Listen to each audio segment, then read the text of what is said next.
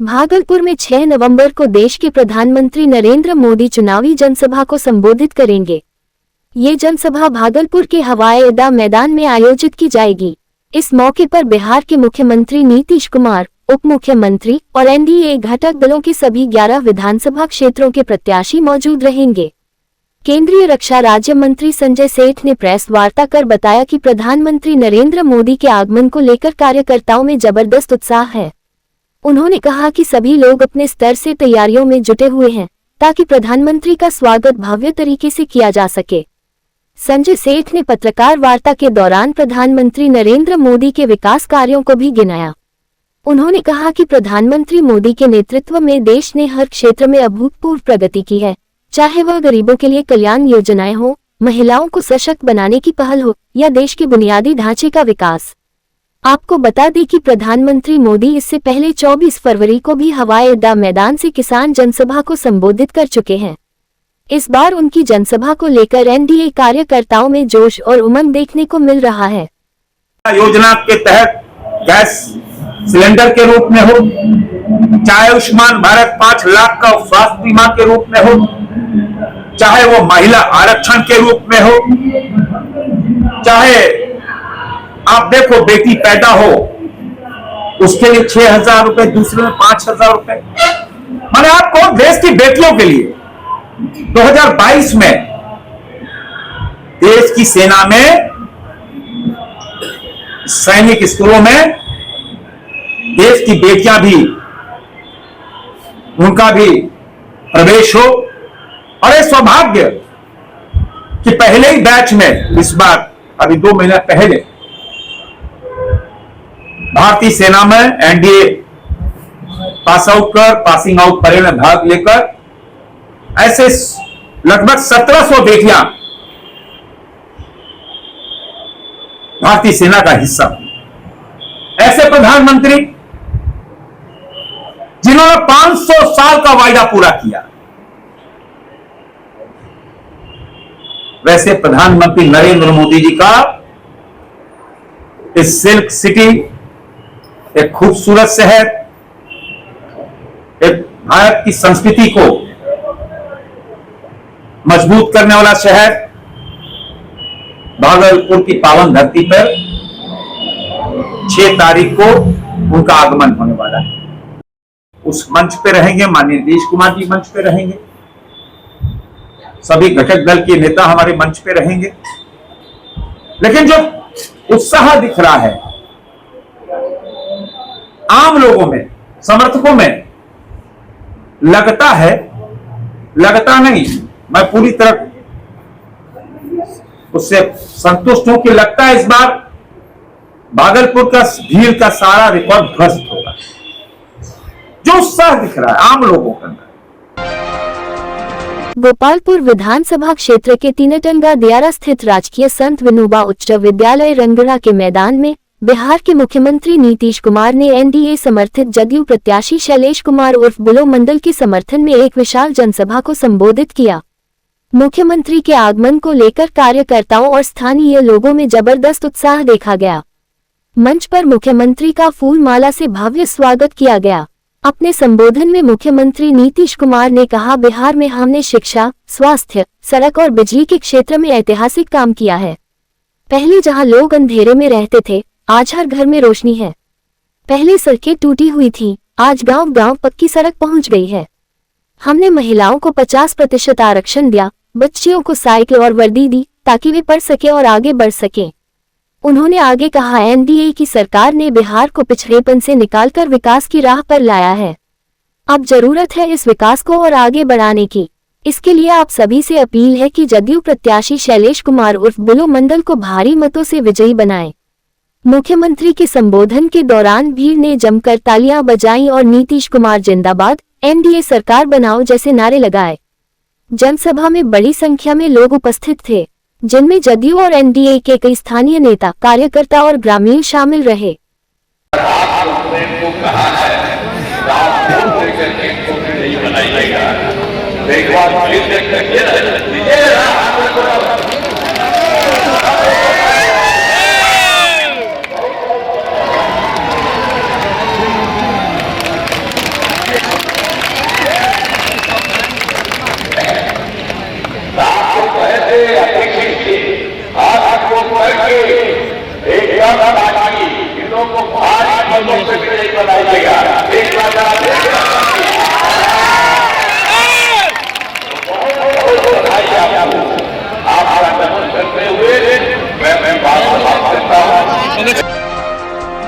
नाथनगर विधानसभा क्षेत्र में समाज सेवा के क्षेत्र में सक्रिय और एसएमएस फाउंडेशन की संस्थापिका शारदा देवी ने अब राजनीति में कदम रख दिया है। अपने संघर्ष, लगन और स्वभाव के बल पर जनता के दिलों में खास पहचान बनाने वाली शारदा देवी ने निर्दलीय प्रत्याशी के रूप में चुनावी मैदान में उतरी है। आज उनके मुख्य चुनावी कार्यालय का भव्य उद्घाटन हुआ, जहां सैकड़ों समर्थक ढोल नगाड़ों और नारों के साथ उपस्थित रहे। उद्घाटन के बाद समर्थकों ने फूल मालाओं से शारदा देवी का गर्मजोशी से स्वागत किया। इस अवसर पर मीडिया से बातचीत में उनके समर्थक मृत्युंजय कुमार ने कहा कि शारदा देवी नाथनगर की जनता की समस्याओं से निजात दिलाने के उद्देश्य से चुनावी मैदान में उतरी हैं। उन्होंने बताया कि नाथनगर बाढ़ प्रभावित क्षेत्र है, जहां हर साल लोग बाढ़ की विभीषिका से जूझते हैं, लेकिन सरकारी योजनाओं का लाभ समय पर नहीं मिल पाता। वहीं शारदा देवी ने कहा कि मैं जनता के विश्वास और भरोसे के कारण चुनावी मैदान में उतरी हूं। उनका जो भरोसा मुझ पर है, उसे निभाना मेरा पहला कर्तव्य होगा। मैं नाथनगर की समस्याओं के समाधान के लिए हमेशा तत्पर रहूंगी। शारदा देवी का ये कदम समाज सेवा से राजनीति की दिशा में एक नई शुरुआत है, जहां वे जनता की सेवा को सियासत से जोड़ने का संकल्प लेकर आगे बढ़ रही हैं। तो मैं नाथनगर की सभी सम्मानित जनताओं का दिल से बहुत बहुत धन्यवाद देना चाहूँगा। उन्होंने जो हमारी सेवा का भावना है उनको मजबूती प्रदान करते हुए और हमारे इस सेवा की भावना से जो मानसिकता से हम लोग आगे बढ़े हैं उनको विस्तार पूर्वक आगे बढ़ाए हैं और हम लोग भारी बहुमत से जीत रहे हैं। सबों का समर्थन सहयोग भारी बहुमत की ओर। यदि हम लोग भारी बहुमत से जीत दर्ज कर जाते हैं और नाथनगर से विधायक के रूप में शारदा देवी को आप लोग चुन के लाते हैं, तो बाढ़ पीड़ित की सबसे बड़ी समस्या हम उनकी ओर आकर्षित करेंगे। उसके बाद बेरोजगारी की समस्या है, युवाओं को शिक्षा नहीं मिल रही है और किसान को उचित जो उनका पेंशन होना चाहिए वो नहीं मिल रही है। उन सभी ऊपर काम करेंगे और जो नीचे तबके के लोग हैं, गरीब गुरबा, उन सभी को ऊपर उठाने की, पारिवारिक तौर से उनको ऊपर उठाने की कोशिश करेंगे। तो इसलिए यह निर्णय लिए हैं कि हम लोगों को किसी भी विधायक या सांसद के पास जाते थे तो ठुकरा दिया जाता था, जिससे जनता हमारा दर दर की ठोकरें खा करके, और अभी जो आप माहौल देख रहे हैं वो अफसरशाही का माहौल है। बेचारा जनता, गरीब गुरबा जनता 200 रुपया कमाता है, 400 रुपया घूस में जाता है। उससे किसी के घर में यदि कोई काम कराने के लिए जाता था, उसके घर में एक दिन का खाना नहीं बनता था जो कोई काम कराने के लिए जाता था। मैं कोई बड़ा दलाल और नेता नहीं हूँ कि मंच पे बढ़ करके बड़ी बड़ी बुलंदी आवाज में बोल दिए एरोप्लेन से उड़ के चले गए। मैं जमीनी नेता हूँ और मैं उन घर का नेता हूँ जहाँ बासी भात और जंदा का रोटी खा करके यहाँ तक आए हैं। तो मैं उन गरीबों का दर्द को दिल से महसूस किया हूँ और उनके दर्द को समझता हूँ। इसलिए मैं जनता को स्पष्ट करना चाहूंगा कि अभी आपको प्रलोभन दे करके आपसे वोट लेकर के विधायक बन के वो चला जाएगा, फिर लौट के नहीं आएगा। लेकिन शारदा देवी और ये मृत्युंजय कुमार यादव जो आपके बीच आया है निर्दलीय प्रत्याशी लेकर के, मजबूती से मैं इस समस्या का समाधान के लिए ही आया हूँ और आगे समाधान के लिए ही चलता रहूंगा। भागलपुर में आगामी विधानसभा चुनाव को लेकर प्रशासन की ओर से मतदाता जागरूकता अभियान तेज कर दिया गया है। इसी क्रम में सोमवार को सैंडिस कंपाउंड मैदान से एक भव्य बाइक रैली निकाली गई। इस रैली में भागलपुर के जिलाधिकारी डॉक्टर नवल किशोर चौधरी, वरीय पुलिस अधीक्षक हृदयकांत, उप विकास आयुक्त प्रदीप कुमार सिंह, नगर आयुक्त शुभम कुमार सहित कई विभागों के अधिकारी और कर्मचारी शामिल हुए। खास बात ये रही कि एसएसपी हृदयकांत स्वयं बाइक चला रहे थे, जबकि डीएम डॉक्टर नवल किशोर चौधरी उनके पीछे सवार थे। सभी की बाइकों पर पहले मतदान फिर जलपान जैसे प्रेरक नारे लिखे तख्ते लगाए गए थे। इस अवसर पर जिलाधिकारी और वरीय पुलिस अधीक्षक ने भागलपुर के लोगों से लोकतंत्र के इस महापर्व में बढ़ चढ़कर मतदान करने की अपील की। उन्होंने कहा कि हर मतदाता का वोट मूल्यवान है, इसलिए पहले मतदान करें फिर जलपान। इस बार मुझे पूरा उम्मीद है कि भागलपुर की जनता अपने मताधिकार का प्रयोग अवश्य करेगी और 11 नवंबर 2025 को सुबह 7 से शाम 6 तक मतदान है। तो आपके माध्यम से मैं भागलपुर के समस्त बुद्धिजीवी मतदाताओं से आग्रह करता हूं कि अपने मताधिकार का प्रयोग करें और इसमें वक्त ज़्यादा नहीं लगता है।